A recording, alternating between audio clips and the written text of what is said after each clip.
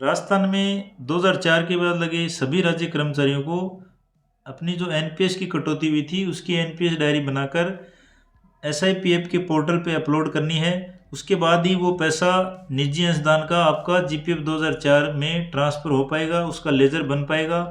SIPF के portal पे NPS diary upload करने के साथ साथ क्या क्या डॉक्यूमेंट आपको और अपलोड करने हैं, ये आज की इस वीडियो में जानेंगे। मैं डॉक्टर अनिल बुरानिया आप सभी का मेरे यूट्यूब चैनल पर स्वागत करता हूं। अगर आपने मेरे चैनल को अभी तक सब्सक्राइब नहीं किया तो सब्सक्राइब करें, बेल आइकन को क्लिक कर दें ताकि आने वाले वीडियो का नोटिफिकेशन आपको जल्द से जल्द मिल सके। एसआईपीएफ पोर्टल पे एनपीएस डायरी अपलोड करने के लिए सबसे पहले हमें एसएसओआईडी में लॉगिन करना है। उसके बाद एसआईपीएफ न्यू का जो पोर्टल है उस पर आपको क्लिक करना है। उस पर क्लिक करते ही आपके सामने ओटीपी का ऑप्शन आएगा। कई बार साइट स्लो रहती है तो ये ओटीपी का ऑप्शन या ओटीपी बहुत मुश्किल से जा पाता है, तो आप इस पेज को रीओपन करें।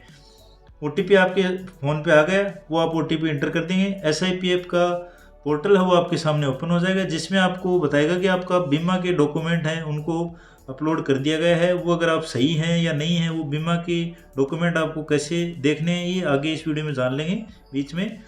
अब इसको एक बार क्लोज कर देंगे। आपके सामने एसआईपीएफ का पोर्टल ओपन हो गया, जिसमें आपको कर्मचारी की डिटेल रहेंगी। उसके बाद आपको एनपीएस, एसआई, जीपीएफ ये ऑप्शन रहेंगे। एनपीएस में आप एनपीएस के अकाउंट नंबर और कंट्रीब्यूशन देख सकते हैं जो सही नहीं है। अब इसी का लेज़र आपको सही करवाना है। उसके लिए सबसे पहले आप जीपीएफ 2004 पे क्लिक कर आप अपने जीपीएफ के अकाउंट नंबर देख सकते हैं। उसके बाद जीपीएफ लेज़र पे आप जो ही क्लिक करेंगे तो 22-23 और 23-24 दो बार की आपको जीपीएफ लेज़र में एंट्री दिखेंगी। उससे पहले जो आपकी एनपीएस में कटौती हुई है वो यहाँ जीपीएफ 2004 में लाने के लिए आपको एनपीएस डायरी अपलोड करनी है।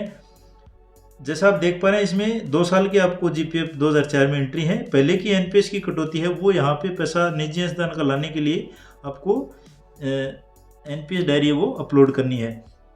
अब आप इस पेज को स्क्रॉल डाउन करेंगे तो इसमें बहुत सारे ऑप्शन आएंगे, जिसमें एनपीएस विड्रॉल रिकवरी है, ई बैग एनपीएस, ई बैग एसआई, अपडेट ई बैग, ये सब ऑप्शन आएंगे। सबसे पहले आपके सामने जो एसआईपीएफ पोर्टल ओपन करते ही जो मैसेज आ रहा है उसमें एसआई के डॉक्यूमेंट आप यहाँ से देख सकते हैं, पॉलिसी, बॉन्ड और ये सब अगर आपके सही हैं तो उसमें आप यस कर सकते हैं। बार बार वो मैसेज आपके सामने नहीं आएगा। अब एनपीएस डायरी अपलोड करने के लिए आपको अपडेट ई बैग का ऑप्शन है वो काम में लेना है। अपडेट ई बैग का पोर्टल आपके सामने ओपन होगा। इस इंटरफेस में आपको सबसे पहले स्कीम सेलेक्ट करना है, जिसमें बहुत सारे ऑप्शन जीपीएफ, जीपीएफ सेफ या जीपीएफ 2004, एनपीएस, एसआई सब आएंगे। आपको एनपीएस का ऑप्शन है वो स्कीम है वो सिलेक्ट कर लेनी है। इसके बाद इसमें आपको ध्यान रखना है कि जो भी डॉक्यूमेंट आप अपलोड करेंगे उनकी जो साइज़ है वो 10 MB से ज़्यादा नहीं होनी चाहिए, अदरवाइज इसमें वो डॉक्यूमेंट अपलोड नहीं होगा। अब डॉक्यूमेंट में आप देखेंगे GA55, ledger 1, ledger 2, NPS passbook, other, PRAN card और रिकवरी चालान, ये ऑप्शन आएंगे, जिसमें आपको GA55, एनपीएस पासबुक और प्राण कार्ड तो कंपलसरी आपको अपलोड करने हैं। इसके लिए आप PDF है वो बना के रखेंगे। जैसे मैंने एनपीएस डायरी मेरी डीडीओ से प्रमाणित करवाकर उसकी PDF बना ली है। फाइल साइज़ का आपको ध्यान रखना है। GA55 भी जब से आपकी कटौती शुरू हुई है तब से लेके आपको 21-22 वर्ष 2021-22 तक का GA55 की PDF बना लेनी है, प्राण कार्ड की PDF बना लेनी है और एक आपको इसमें अपलोड कर देनी है। सबसे पहले मैंने एनपीएस का ऑप्शन सेलेक्ट किया, GA55 का ऑप्शन सेलेक्ट कर लिया, चूज फाइल के ऑप्शन पे क्लिक करूंगा तो जो GA55 की फाइल है वो मैं सिलेक्ट कर लूँगा। फाइल में आप ये काम कर सकते हैं, फाइल में आप एम्प्लॉय का नाम, एम्प्लॉय ID और उस जैसे GA55 है या एनपीएस है वो आप अच्छे से लिख दें इसको। उसके बाद सेव के ऑप्शन पे क्लिक कर देंगे तो आपकी फाइल है वो सक्सेसफुली अपलोड हो जाएगी। डाटा सेव्ड सक्सेसफुली दिखाएगा और डॉक्यूमेंट डिटेल में वो आपकी डिटेल आ जाएगी।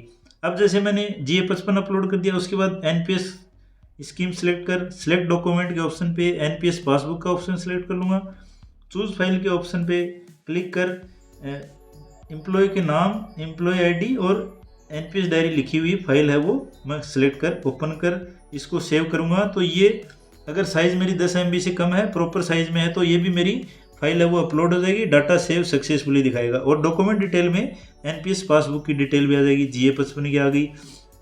अब तीसरी बच गई, आपको प्राण कार्ड और अपलोड करना है। तो सिलेक्ट स्कीम में आप फिर से एनपीएस सेलेक्ट कर लें, सिलेक्ट डॉक्यूमेंट में आप प्राण कार्ड का ऑप्शन सेलेक्ट कर लें और प्राण कार्ड की PDF है वो आप इसमें अपलोड कर दें। प्राण कार्ड आप अगर आपके पास नहीं है तो आप NPS की जो एंड्रॉयड ऐप है उसमें आप अकाउंट डिटेल के ऑप्शन पे लॉगिन करने के बाद क्लिक करेंगे तो डाउनलोड ई प्राण कार्ड का ऑप्शन आता है, उससे आप PDF है वो डाउनलोड कर इसमें आप अटैच कर सकते हैं। तीनों चीज़ आप कर देंगे। रिकवरी चालान अगर किसी ने पैसा निकाला हुआ है तो वो रिकवरी चालान भी आप इसमें यहाँ पे अपलोड कर सकते हैं। 3 डॉक्यूमेंट मैंने अपलोड किए, तीनों की डिटेल मेरी डॉक्यूमेंट डिटेल में आ गई। मेरा NPS का जो ई-बैग है वो अपडेट हो गया। अब मैं डैशबोर्ड के ऑप्शन पे क्लिक कर उस पेज को स्क्रॉल डाउन करूँगा SIPF के पोर्टल वाले को, और ई-बैग NPS का अगर मैं ऑप्शन है उस पर क्लिक कर देखूँगा तो मैंने जो अभी 3 डॉक्यूमेंट अपलोड किए हैं उनकी डिटेल मेरे सामने ओपन हो जाएगी। SIPF डिपार्टमेंट द्वारा इन जो आपने NPS डायरी और GA55 जो अपलोड किए हैं उनका दोनों का मिलान किया जाएगा और आपका GPF 2004 का जो अकाउंट है उसमें NPS की निजी अंशदान की कटौती है उसका लेजर आपको अपडेट कर दिया जाएगा। इस तरीके से आज की इस वीडियो में हमने बहुत सा आसान सा प्रोसीजर सीखा, आपको कैसे NPS डायरी आपकी SIPF पोर्टल में अपलोड की जानी है। वीडियो अच्छा लगा हो तो कमेंट करके ज़रूर बताएं। वीडियो को अधिक से अधिक शेयर करें। इस वीडियो को अंत तक देखने के लिए सभी साथियों का बहुत बहुत धन्यवाद।